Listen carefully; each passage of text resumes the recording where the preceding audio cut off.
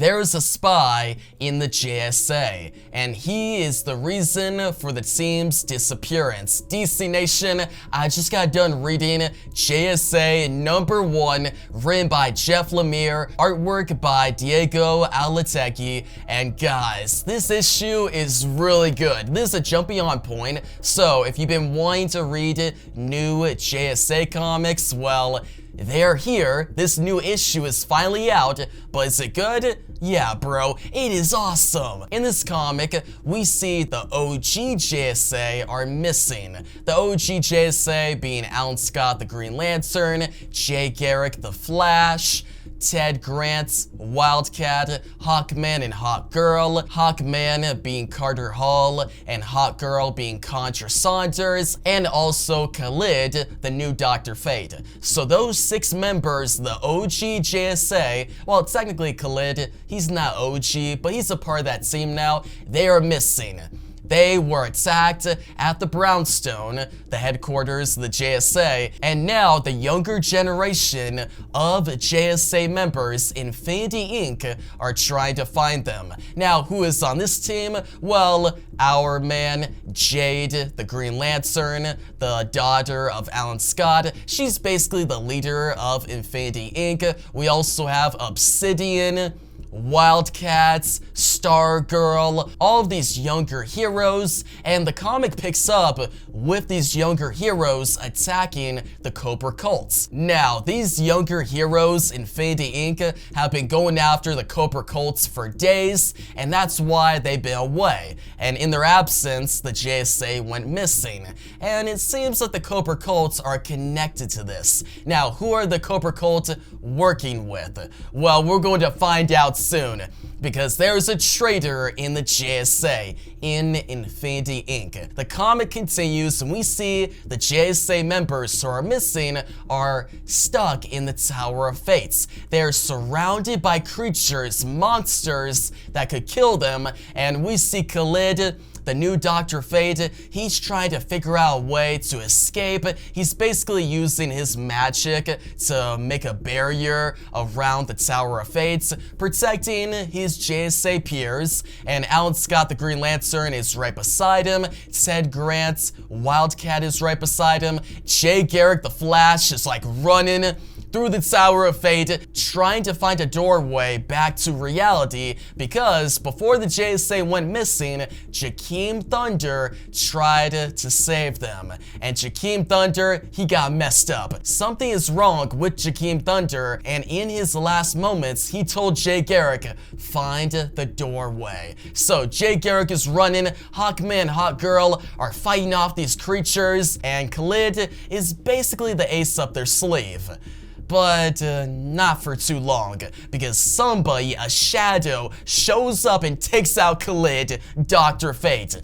And this shadowed figure turns out to be the traitor. Now, DC Nation, let's get to it. Who is the traitor? Who is the spy? Well, it is Obsidian, the son of Alan Scott the Green Lantern, and the brother to the leader of Infinity Inc., Jade.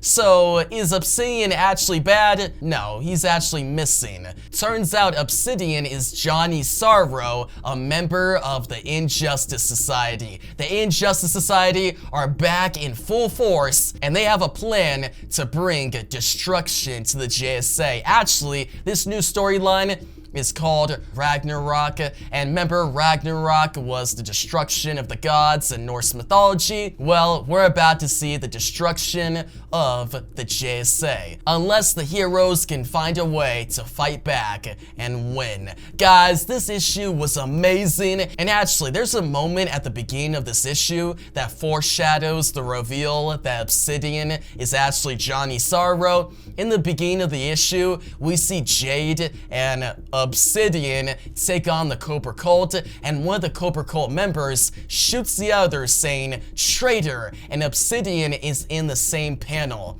So, looking back on that, I was like, man, incredible storytelling, incredible foreshadowing by Jeff Lemire. Now, for the Injustice Society, we see a bunch of cool members on the final page, like Gentleman Ghost, Solomon Grundy. We also see Ruby, the daughter of the original Red Lantern, you know, one of Alan Scott, the Green Lantern's original nemesis. I think she is gonna be a big character in this storyline. We also see Wotan, who is usually a villain to Dr. Fate, but it seems like he'll be going up against Hawkman in the upcoming issues. Guys, it is so great to have a classic, but still new enough JSA story back on comic stands. And yeah, bro, I'm sold. I'm going to give this first issue an 8.5 out of 10. You guys, some of your thoughts down below. And yeah, guys, stay tuned for more JSA comic reviews. I'm definitely going to keep up with this comic. And yeah, that's going to wrap up my thoughts on this comic. But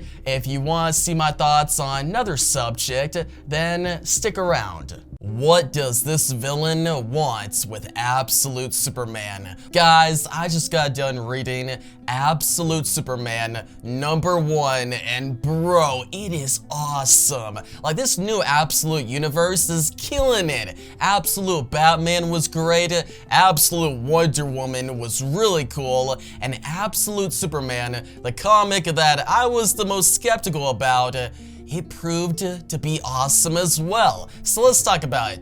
Now, this issue is written by Jason Aaron, a great writer. The artwork is done by Hoffa Sandoval, and let me just get it out of the way. The artwork by Hoffa Sandoval is incredible. Like, all the pages in this comic just jump right out at you, and there's like one page where Absolute Superman is fighting off against the Peacemakers, and he looks so cool, man. The design is dope. Now, what we see in this issue is some flashbacks to Krypton, and Krypton in the Absolute Universe is different in a few ways. See, there's a class system, and the high class is scientists, and the low class are like laborers or engineers, people who work with their hands, people of steel. And in the Absolute Universe, Lara and Jor-El, the biological parents to Kal-El, Superman, they are a part of the lower class, whereas usually Jor-El, he is a part of the higher class, and he's a scientist, and he's the one who warns everybody about Krypton's destruction. And in this universe, he does the same thing, and we see him go through the mines on Krypton and discover what I'm going to call kryptonite acid. And we see one of these higher class individuals who is very like rude get like disintegrated by this kryptonite acid, and it seems like Krypton is on the brink of destruction. Now, Lara, she is like a farmer, so that's different. I actually really like Lara in this issue, how she acts, her demeanor, and towards the end of the issue, we see Jor-El return from his mining, and he's all scarred up, and Lara is like, what's going on? And he tells her that it's happening. Krypton is going to get destroyed, and we see young Kal-El walk out. Now, my theory here, in the main DC universe, only Kal-El and, you know, Kara make it out of Krypton's destruction. They make it out in a pod and they arrive on Earth. But in the Absolute Universe, I think Jor-El and Lara will survive. They have no reason to stick around because they're not a part of the higher class, so they could ditch Krypton, get Kal-El, and head on over to another planet, maybe Earth. And maybe something happens along the way where Jor-El and Lara still get separated from Kal-El, but they are still alive, which means that they could factor into the main storyline. I think that could be pretty interesting. Now, in the present day, we see Kal-El, Superman, he is in Brazil, and he is still fighting for the oppressed. You know how Superman always fights for the oppressed and protects people? Well, he's doing the same thing here. He is protecting the Brazilians and just people, miners in need from these peacemakers. So we have these peacemakers, and they work for a villainous organization called Lazarus Corp. Now, who is the director of Lazarus Corp? I don't know. Maybe absolute Lex Luthor. Or maybe the villain that I showed at the beginning of this video. We'll get to who I think that is soon. But from here, we see a dope action sequence where Absolute Superman goes up against like an army of peacemakers, and Absolute Superman, he's not able to control all of his power. So his suits, which talks to him, controls it for him. And if Absolute Superman uses too much of his power, he'll blow up. Or at least that is what the story gives off for now. Like in this action sequence, we see Superman using heat vision. It is really cool. Like he's going all out, but then his sun energy starts to like flare up. And it looks like he's going to explode before he like backs off. And when you think he's safe, when you think he's gotten away from the peacemakers, an agent of the Lazarus Corp gets the jump on him. Now, who is this agent? Well, this agent is none other than Lois Lane. Yeah, Lois Lane and Superman are against each other in the Absolute Universe, and if it is revealed that the director of the Lazarus Corp is Lex Luthor, then that means Lois Lane is working for Lex.